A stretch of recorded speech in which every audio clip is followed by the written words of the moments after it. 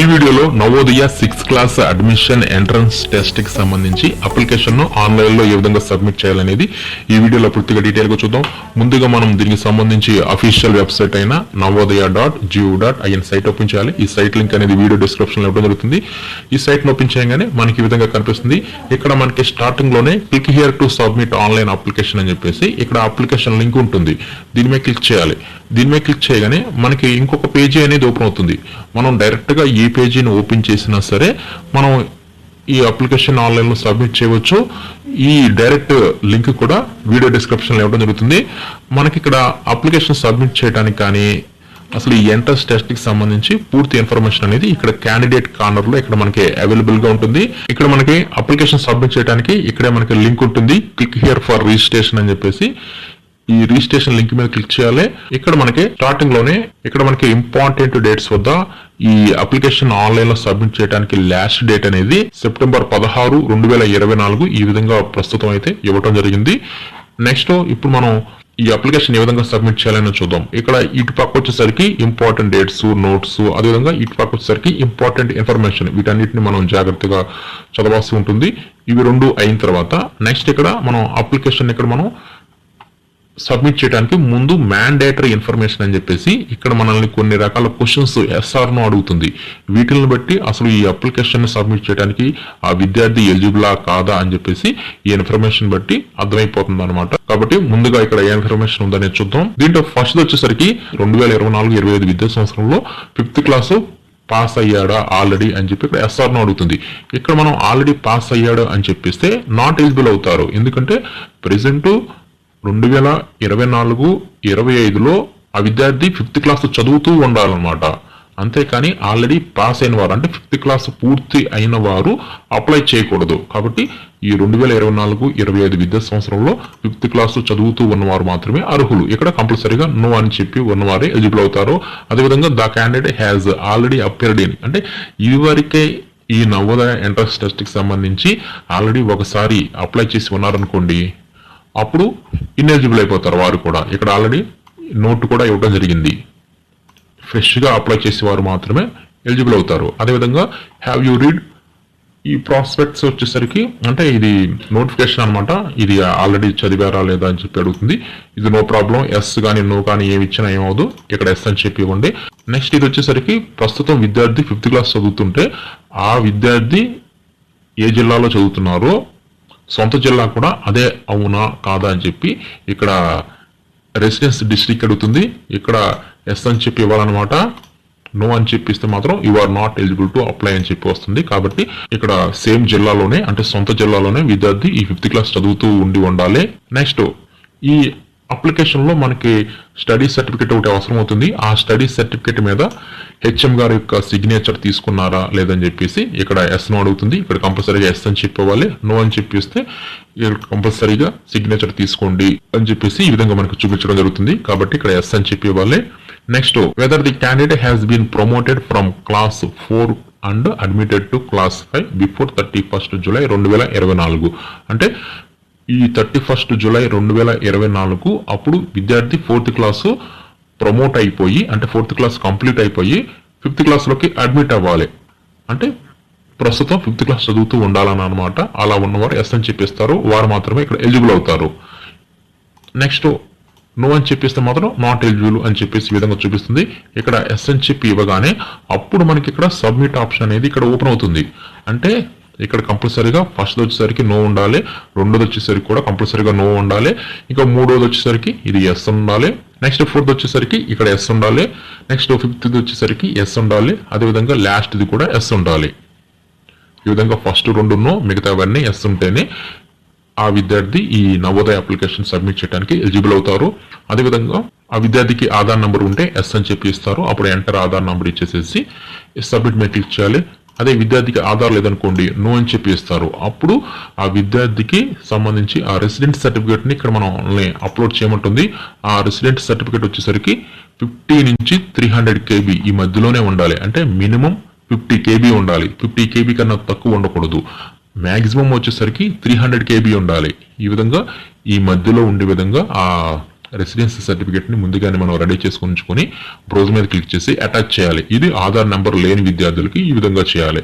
ఈ విధంగా ఈ ఎస్ఆర్ నోళ్ళు ఈ ఆధార్ ఉంటే ఎస్ అని చెప్పి ఇచ్చేసేసి ఫైనల్గా సబ్మిట్ మీద క్లిక్ చేయాల్సి ఉంటుంది. నెక్స్ట్ సబ్మిట్ మీద క్లిక్ చేయగానే ఆన్లైన్ అప్లికేషన్ అనేది అప్పుడు ఓపెన్ అవుతుంది అనమాట.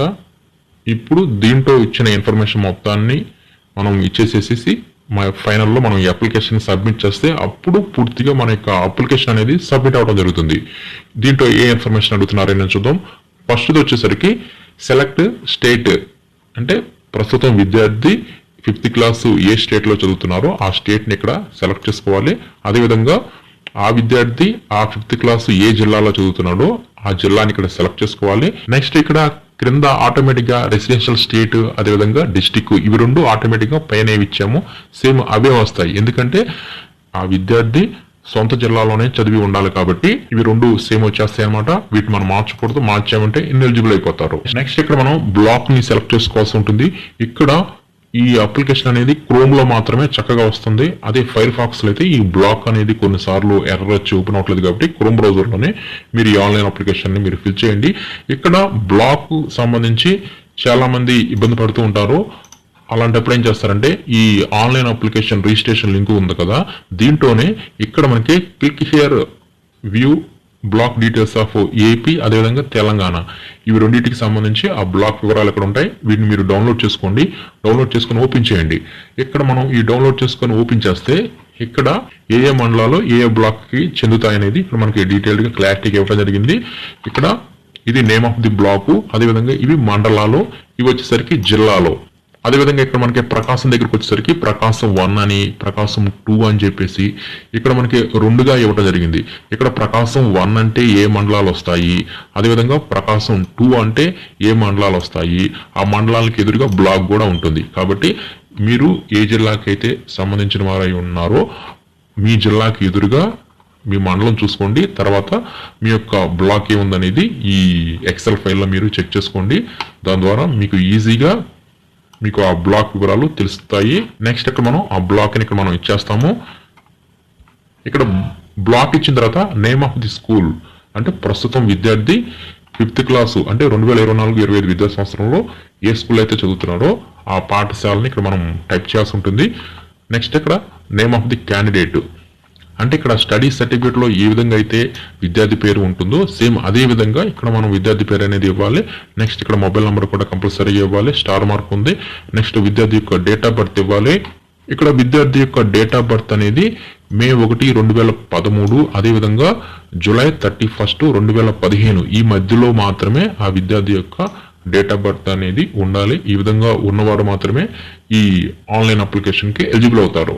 నెక్స్ట్ ఇక్కడ ఈమెయిల్ ఐడి, మదర్స్ నేము, ఫాదర్ నేము అదేవిధంగా గార్డియన్ ఉంటే ఇవ్వచ్చు. ఇది ఆప్షనల్ అనమాట. ఈ గార్డియన్ ఇస్తే మాత్రం రిలేషన్షిప్ విత్ గార్డియన్ ఏంటనేది ఇవ్వాలి. ఇది కూడా ఆప్షనల్లే, ఇవ్వకపోయినా నో ప్రాబ్లం. నెక్స్ట్ నేషనాలిటీ ఇక్కడ ఇండియన్ వచ్చేస్తుంది. ఐడెంటిఫికేషన్ మార్క్స్ అంటే విద్యార్థికి సంబంధించి పుట్టుమచ్చని ఒకటి ఇక్కడ మనం ఇవ్వాల్సి ఉంటుంది, మోల్స్ వివరాలని. అదేవిధంగా జెండర్ ఇక్కడ సెలెక్ట్ చేసుకోవాలి. నెక్స్ట్ ఇక్కడ కేటగిరీ జనరల్ ఎస్సీయా ఎస్టీనా ఓబీసీని ఇక్కడ మనం సెలెక్ట్ చేసుకుంటాము. నెక్స్ట్ ఇక్కడ అడ్రస్ టైప్ చేయాలి. నెక్స్ట్ ఇక్కడ అడ్రస్ టైప్ చేయాలి. నెక్స్ట్ పిన్ కోడ్ ఇవ్వాలి. నెక్స్ట్ ఇక్కడ మీడియం ఆఫ్ ఎగ్జామినేషన్ విద్యార్థి ఏ మీడియంలో అయితే ఎగ్జామ్ రాయాలనుకుంటున్నారో ఆ మీడియం ని ఇక్కడ మనం సెలెక్ట్ చేసుకోవాలి. కాబట్టి ఇక్కడ ఇచ్చే మీడియం ని కరెక్ట్ గా ఇవ్వండి. సేమ్ అదే మీడియంలోనే ఎగ్జామ్ అనేది మీరు రాయాల్సి ఉంటుంది విద్యార్థి. నెక్స్ట్ విద్యార్థికి సంబంధించి డిజేబిలిటీ ఏమైనా ఉన్నట్లయితే ఇక్కడ ఆర్థోనా, విజువల్లా, హియరింగ్ అని చెప్పి సెలెక్ట్ చేసుకోవాలి. ఇక్కడ ఆర్థో అని చెప్పిస్తే పర్సంటేజ్ ఎంత పర్సంటేజ్, అదేవిధంగా విజువల్ ఇస్తే దానికి సంబంధించి పర్సంటేజ్, నెక్స్ట్ హియరింగ్ ఇస్తే దానికి సంబంధించి పర్సంటేజ్, అప్లికబుల్ కాకపోతే నన్ను అని చెప్పి ఇచ్చేసేయండి. నెక్స్ట్ ఇక్కడ రిలీజన్ ఇక్కడ హిందూనా ఈ విధంగా ఆ విద్యార్థికి సంబంధించి ఏదైతే అప్లికబుల్ అవుతుందో ఆ రిలీజన్ ని ఇక్కడ మనం సెలెక్ట్ చేసుకోవాలి. నెక్స్ట్ ఇక్కడ ఆధార్ నెంబరు స్టార్టింగ్ లో విద్యార్థి ఆధార్ నెంబర్ ఇస్తాడు కదా, సేమ్ అదే ఇక్కడ వస్తుంది. నెక్స్ట్ పెన్ నెంబరు, ఈ పెన్ నెంబర్ అనేది ఆ విద్యార్థికి సంబంధించి యూడైస్ ప్లస్ లో అక్కడ ఆ విద్యార్థికి సంబంధించిన డేటా ఉంటుంది. ఆ యూడైస్ ప్లస్ సైట్ లో ఆ విద్యార్థి యొక్క పెన్ నెంబర్ ఉంటుంది. ఆ పెన్ నెంబర్ ని ఇక్కడ ఇవ్వవలసి ఉంటుంది. అదేవిధంగా annual income of parent, annual income ఎంత ఉంటుంది అనేది ఇక్కడ కంపల్సరీగా దీనికి స్టార్ మార్క్ ఉంది. యాన్యువల్ ఇన్కమ్ కి సంబంధించి ఇక్కడ కంపల్సరీగా ఇవ్వాలి ఆ అమౌంట్ ని. నెక్స్ట్ క్రిందకు వచ్చేసరికి ప్రీవియస్ స్కూల్ డీటెయిల్స్, అంటే విద్యార్థికి సంబంధించి 3rd class, 4th class, 5th class వీటికి సంబంధించి స్టడీ వివరాలు ఇక్కడ మనం ఇవ్వాల్సి ఉంటుంది. ఇక్కడ ఆటోమేటిక్గా విద్యార్థి యొక్క స్టేట్, డిస్టిక్, మండలం బట్టి, అంటే బ్లాక్ ఇచ్చాం కదా, ఆ బ్లాక్ని బట్టి ఆటోమేటిక్గా ఈ వివరాలన్నీ ఇక్కడ మనకు వచ్చేస్తాయి. అంటే వీటిల్లో ఇక్కడ మనం ఇవ్వాల్సినవి name of the village, name of the school, ఇవి 2 మాత్రమే ఇస్తే సరిపోతుంది. ఇక్కడ 3rd క్లాస్ దగ్గర వచ్చేసరికి నేమ్ ఆఫ్ ది విలేజ్, అదేవిధంగా 4th class, 5th class name of the school ఇవి ఇస్తారు. నెక్స్ట్ ఇక్కడ రికగ్నైజ్డా, నాన్ రికగ్నైజ్డా ఇవి మార్చాలనుకుంటే మార్చుకోండి. కంపల్సరీగా రికగ్నైజ్డ్ ఉంటేనే ఎలిజిబుల్ అవుతారు కాబట్టి రికగ్నైజ్డే ఉండాలి. నెక్స్ట్ ఇక్కడ స్కూల్ లొకేషన్, ఆ విద్యార్థి చదివే స్కూల్ అనేది రూరల్లో ఉందా లేదంటే అర్బన్లో ఉందా, రూరల్ అయితే రూరల్లో, అర్బన్ అయితే అర్బన్ అని చెప్పేవండి. అప్పుడు ఒక క్లాస్ కనుక అర్బన్లో చదివారంటే you are in urban candidate, urban కిందే ట్రీట్ చేయడం జరుగుతుంది. కాబట్టి 3rd, 4th, 5thలో ఏదైనా వీటిల్లో ఏది ఒక్క అర్బన్ ఉన్నా సరే ఆ విద్యార్థి అర్బన్ కేటగిరీలోకి వెళ్ళిపోతారు. కాబట్టి అన్ని రూరల్ ఉంటేనే ఆ విద్యార్థి రూరల్ కింద పరిగణించడం జరుగుతుంది. ఈ ఫస్ట్ నెల వచ్చేసరికి జాయినింగ్ అనమాట, అంటే 3rd క్లాస్లో ఏ నెలలోకి వస్తారు, మనకి ఏపీ స్టేట్ దగ్గరకు వచ్చేసరికి జూన్ నెలలో జాయినింగ్ డేట్ ఉంటుంది కాబట్టి జూన్ అని చెప్పిస్తాము. అదే మంత్ ఆఫ్ పాసింగ్ ఇక్కడ మనకి ఏప్రిల్ నెలలో అకాడమిక్ ఇయర్ అనేది పూర్తవుతుంది కాబట్టి 3rd క్లాస్ ఈ విధంగా ఏప్రిల్ ఇస్తాం. ఈ విధంగా వీటిని మార్చుకోవచ్చు అనమాట. ఈ విధంగా ఆ విద్యార్థికి సంబంధించి ఆ స్టడీ వివరాలు ఇచ్చేస్తాము. నెక్స్ట్ ఇక్కడ క్రిందకు వచ్చేసరికి ఇక్కడ విద్యార్థికి సంబంధించి ఫోటోని ఇక్కడ అప్లోడ్ చేయాలి. ఆ ఫోటో సైజ్ వచ్చేసరికి 10 నుంచి 100 KB ఈ మధ్యలోనే ఉండాలి. మినిమం 10 KB ఉండాలి, మ్యాక్సిమం వచ్చేసరికి 100 KB ఉండాలి. అది జేపీజీ ఫార్మాట్లో మాత్రమే ఉండాలి. ఈ విధంగా విద్యార్థి యొక్క ఫోటోని ఇక్కడ మనం అప్లోడ్ అనేది చేయాల్సి ఉంటుంది. నెక్స్ట్ విద్యార్థి యొక్క సిగ్నేచర్, ఇది కూడా 10 నుంచి 100 KB లోపు మాత్రమే జేపీఈజీ లేదంటే జేపీజీ ఈ ఫార్మాట్లో ఉండే విధంగా ఆ విద్యార్థి యొక్క సిగ్నేచర్ని ముందుగానే రెడీ చేసుకుని ఇక్కడ మనం చూస్ ఫైల్ మీద క్లిక్ చేసేసి ఆ ఫైల్ని అప్లోడ్ చేయాలి. నెక్స్ట్ అదేవిధంగా పేరెంట్ సిగ్నేచర్ని కూడా ఇక్కడ కంపల్సరీగా ఇక్కడ అప్లోడ్ అనేది చేయాలి. ఆ సైజ్ వచ్చేసరికి 10 నుంచి 100 KB ఈ మధ్యలో మాత్రమే ఉండాలి. అది కూడా జేపీజీలో మాత్రమే ఉండాలి. నెక్స్ట్ అప్లోడ్ స్టడీ సర్టిఫికేట్, ఈ స్టడీ సర్టిఫికేట్ కూడా మనం కంపల్సరీగా అప్లోడ్ అనేది చేయాల్సి ఉంటుంది. ఈ స్టడీ సర్టిఫికేట్ ఎక్కడ ఉంటుందంటే ఇదే పేజీలోనే ఇక్కడ మనకి ప్రాస్పెక్ట్స్ ఈ లింక్లో మనకి నోటిఫికేషన్ ఉంటుంది. ఈ నోటిఫికేషన్లోనే లాస్ట్ పేజీకి వచ్చేసేయండి. లాస్ట్ నుంచి 3వ పేజీకి వస్తే ఇక్కడ మనకి సర్టిఫికేట్ అని చెప్పేసి స్టడీ సర్టిఫికేట్ ఇక్కడ ఒకటి ఉంటుంది. ఈ స్టడీ సర్టిఫికేట్ని కంపల్సరీగా ప్రింట్అవుట్ తీసుకొని దీంట్లో విద్యార్థి యొక్క ఫోటోని ఇక్కడ అటాచ్ చేసేసి ఈ వివరాలన్నింటినీ కంపల్సరీగా నింపాల్సి ఉంటుంది. కంపల్సరీగా మనం అప్లికేషన్లో ఇచ్చిన ఆ father name, mother name, date of birth, gender, disability, Aadhaar number, pen number, ఈ పెన్ నెంబర్ అనేది యూడిఎస్ ప్లస్ సైట్లో ఉంటుంది. అదేవిధంగా విద్యార్థి యొక్క అడ్రస్, అదేవిధంగా స్టడీ వివరాలు ఇవన్నీ ఇవ్వాలి. అదేవిధంగా సిగ్నేచర్ ఆఫ్ ది క్యాండిడేట్ వద్ద కంపల్సరీగా విద్యార్థి సిగ్నేచర్ చేయాలి. సిగ్నేచర్ ఆఫ్ ది పేరెంట్ వద్ద పేరెంట్ కూడా సిగ్నేచర్ చేయాలి. Signature of the head master with seal అంటే సిగ్నేచర్ చేయాలి. స్టాంప్ కూడా వేయాలి. కంపల్సరీగా వీటన్నిటిని ఫిల్ చేసేసి దీనిని కూడా మనం ఈ ఆన్లైన్ అప్లికేషన్లో 50 నుంచి 300 KB ఈ మధ్యలో ఉండే విధంగా ఆ సర్టిఫికేట్ని రెడీ చేసుకొని చూస్ ఫైల్ మీద క్లిక్ చేసేసి ఆ సర్టిఫికేట్ని కూడా అప్లోడ్ అనేది చేయాలి. ఈ విధంగా ఈ వివరాలన్నీ ఇచ్చేసిన తర్వాత ఫైనల్లో సేవ్ అండ్ ప్రివ్యూ మీద క్లిక్ చేయాలి. ఈ విధంగా ప్రివ్యూ మీద క్లిక్ చేసిన తర్వాత మన యొక్క అప్లికేషన్ మొత్తం ప్రివ్యూ చూపిస్తుంది. వీటిలో ఏమైనా మిస్టేక్స్ ఉంటే మరలా ఎడిట్ మీద క్లిక్ చేసి మనం వాటిని సరి చేసుకోవచ్చు. లేదనుకుంటే ఫైనల్ సబ్మిట్ మీద క్లిక్ చేస్తే ఎంతటితో అప్లికేషన్ అనేది సబ్మిట్ అవడం జరుగుతుంది. ఇలా మనం సబ్మిట్ చేసామంటే మనకు ఒక రిజిస్ట్రేషన్ నెంబర్ కూడా ఇక్కడ మనకు ఒకటి జనరేట్ అవుతుంది. దాని కిందే ప్రింట్ ఎవర్ రిజిస్ట్రేషన్ ఫామ్ మీద క్లిక్ చేసేసి మన యొక్క రిజిస్ట్రేషన్ మొత్తాన్ని మనం ప్రింట్అవుట్ కూడా తీసుకోవచ్చు. ఈ విధంగా Navodaya 6th class entrance test కి సంబంధించి ఆన్లైన్ అప్లికేషన్ ఈ విధంగా ఆన్లైన్లో సబ్మిట్ అనేది చేయాల్సి ఉంటుంది.